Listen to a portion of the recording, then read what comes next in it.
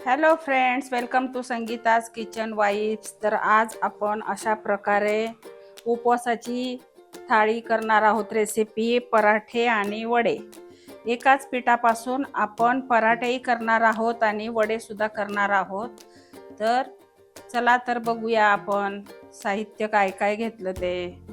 तर मी इथे 1 वाटी साबुदाणा घेतलेला आहे, 2 बटाटे मी उकडून घेतलेले आहेत, इथे कोथिंबीर घेतलेली आहे, दाण्याचा कूट घेतलेला आहे, इथे जिरं आणि हिरवी मिरचीची पेस्ट केलेली आहे, इथे अर्धा चमचा जिरा घेतलेला आहे।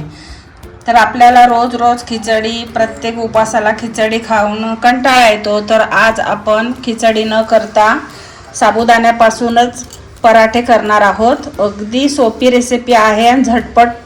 साबुदाणा भिजत घालायची गरज नाही, काही नाही, अगदी कच्चा साबुदाणा आपण थोडासा भाजून घेणार आहोत। त्यासाठी आपण इथे कढई ठेवलेली करायला, त्यामध्ये 1 वाटी साबुदाणा घातलेला आहे आणि आता आपण हा खरपूस छान भाजून घेणार आहोत लो टू मीडियम गॅसवर।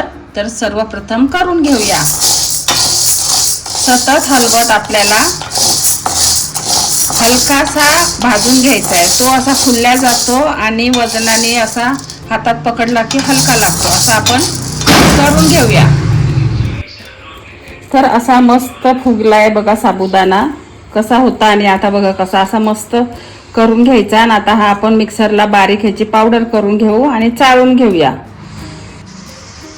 इथे आपण साबुदाण्याचं पीठ छान मिक्सरला बारीक केलेलं आहे आणि चाळून ठेवलेलं आहे। आता इथे 2 बटाटे घेतलेले आहेत मी, ते आता आपल्याला छान किसणीने खिसून घ्यायचे आहेत। तर आपण खिसून घेऊया। आता इथे आपण 2 बटाटे खिसून घेतलेले आहे। तर ह्यामध्ये आता आपण मीठ घालून घेणार आहोत चवीनुसार। उपवासाचंच मीठ घातलेलं आहे आपण, सेंधव मीठ।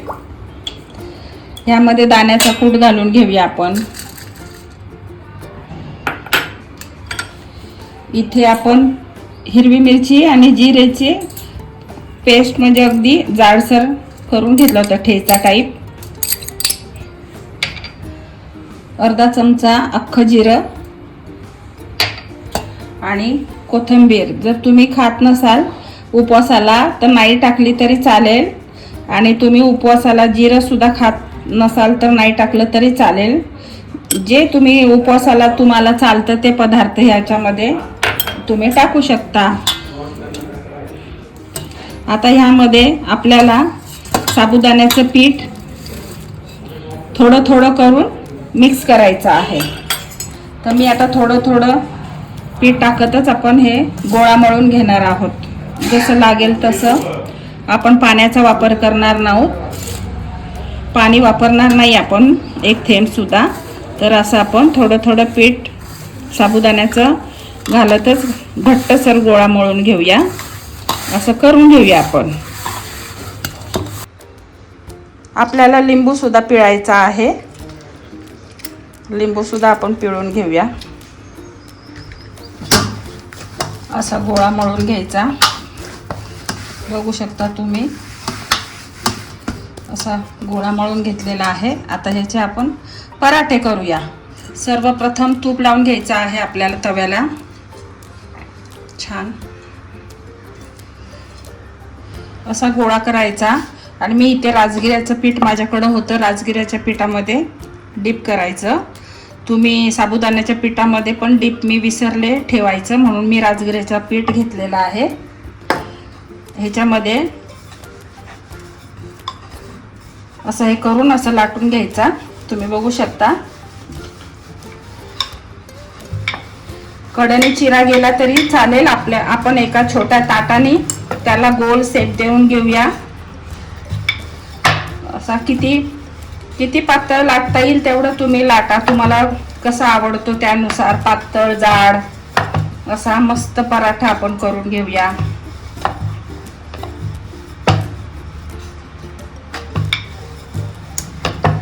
बघा इझी येतोय आपल्याला लाटता, काहीच प्रॉब्लेम नाहीये।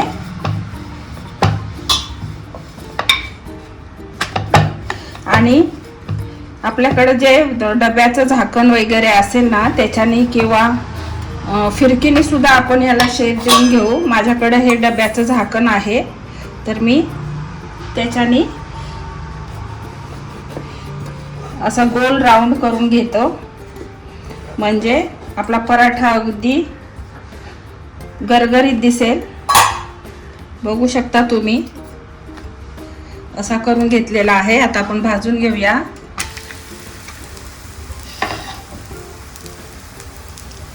मस्त तूप लावून दोन्ही साइडने आपण भाजून घेणार आहोत. याला वरतून असं मस्त तूप लावून घ्यायचं आहे.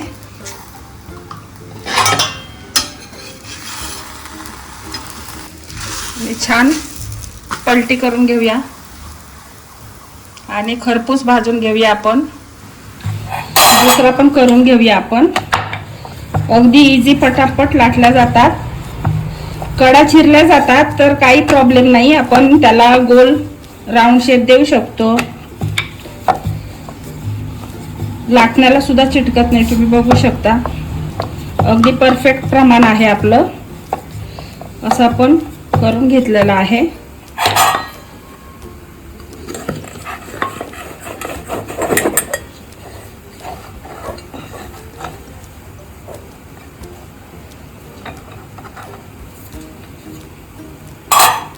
हा सुद्धा पराठा बघा किती सुंदर झालेला आहे. असेच करून घेऊया आपण. हा सुद्धा अगदी छान भाजत आलेला आहे, अगदी सुंदर.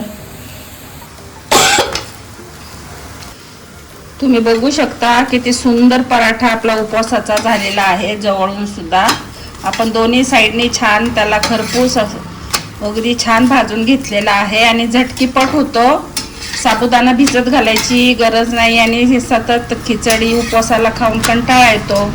त्याच्यामुळे हे अशी झटकीपट रेसिपी आपण करू शकतो. दह्याबरोबर गोड दही, अगदी लस्सीसारखं गोड दही बनवायचं त्याच्याबरोबर, किंवा चटणी, काकडी किसून दह्यामध्ये मस्त चटणी, ती सुद्धा सुंदर लागते. किंवा तुम्ही असेही खाल्ले ते सुद्धा अगदी सुंदर लागतात. तर आपण अशा प्रकारे केलेला आहे. तर सर्व करून घेऊया. तर हा दुसरा पराठा पण मी दाखवते. आता आपण पलटूया. बघा किती सुंदर झालेला आहे. एक साइड अगदी टेस्टी, अगदी छान पराठा तुम्ही बघू शकता. इतका सुंदर होतो. उपवासाला अगदी परफेक्ट. टिफिनला पण देऊ शकता. इतर वेळेस सुद्धा असे करून खाऊ शकता आपण. उपवासालाही करू शकतो. चतुर्थी असते, एकादशा असतात, किंवा असे आठवड्याचे उपवास सुद्धा असतात. तर अशा उपवासाला आपण झटकीपट करू शकतो. आता हा पण पराठा तुम्ही जवळून बघा किती सुंदर झालेला आहे. बघू शकता तुम्ही. हा सुद्धा काढून घेऊया आपण. आता इथे आपण 5 पराठे करून घेतलेले आहे. आता इथे पीठ उरलेलं आहे आपलं. तर आपण ह्याचे वडे सुद्धा करून घेणार आहोत. साबुदाणा वडे आपण करतो तसेच वडे ह्या पिठाचे सुद्धा आपण करू शकतो. कारण ह्याच्यामध्ये बटाटा आहे, साबुदाण्याचंच पीठ आहे, दाण्याचा कूट आहे. जे आपण वड्यामध्ये घालतो ते सर्व ह्याच्यात आहे. तर आपण असे छोटे छोटे असे गोळे करायचे हातावरच. हाताला तूप लावून घ्यायचं किंवा तेल लावा आणि असे वडे करून तळून घ्यायचे आहे. तर असे आपण सर्व. आता तेल गरम करायला ठेवलेलं आहे. तेल छान गरम झालेलं आहे. तर आता आपण हे वडे त्याच्यामध्ये घालून घेऊया आणि चांगले तळून घेऊया आपण दोन्ही साइडनी.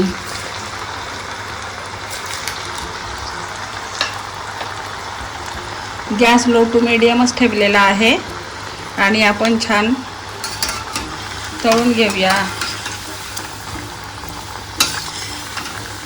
कारण ह्यामध्ये बटाटा सुद्धा घातलेला आहे आपण. साबुदाणा पण आपण छान मिक्सरला बारीक करून टाकलेला आहे. हिरवी मिरची, दाणे सर्वच टाकलेलं आहे. उपवासाला लागतं ते जिरं. त्याच्यामुळे हे अगदी सुंदर होणार. असे वडे सुद्धा करू शकतो आपण. तुम्ही बघू शकता.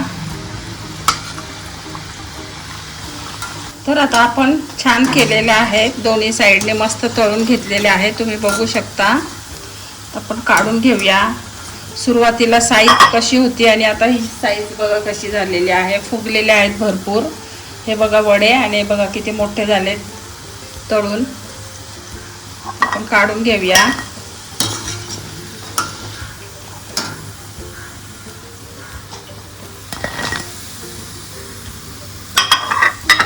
तर हे सुद्धा आता आपण तळून घेऊया. तुम्ही बघू शकता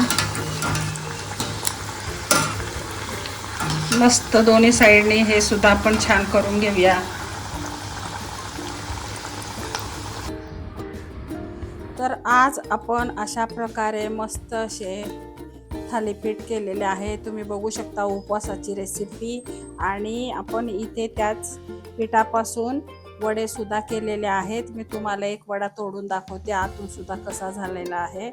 अगदी तुम्ही आतून सुद्धा बघू शकता इतका सुंदर झालेला आहे. क्रंची आवाज सुद्धा बघा, अगदी क्रंची आवाज येतोय वड्याचा. अगदी वडे सुद्धा सुंदर झालेले आहेत. तर त्याच पिठापासून आपण पराठे आणि वडे सुद्धा करू शकतो. आणि मस्त हे गोड दही अगदी लस्सी सारखं केलेलं आहे. त्याच्याबरोबर अप्रतिम तुम्ही चटणी बरोबर खाऊ शकता, काकडीची कोशिंबीर करू शकता किंवा दह्याबरोबर खाऊ शकता. इतके सुंदर आणि असे खाल्ले तरी काही प्रॉब्लेम नाही, कारण आपण अगदी छान टेस्टी बनवलेले आहेत. तर तुम्हाला माझी रेसिपी आवडली का? आवडली असेल तर संगीताज किचन वाईब्सला लाईक करा, शेअर करा, कमेंट करा. थँक्यू. तर भेटू आपण पुढच्या रेसिपीला. बाय.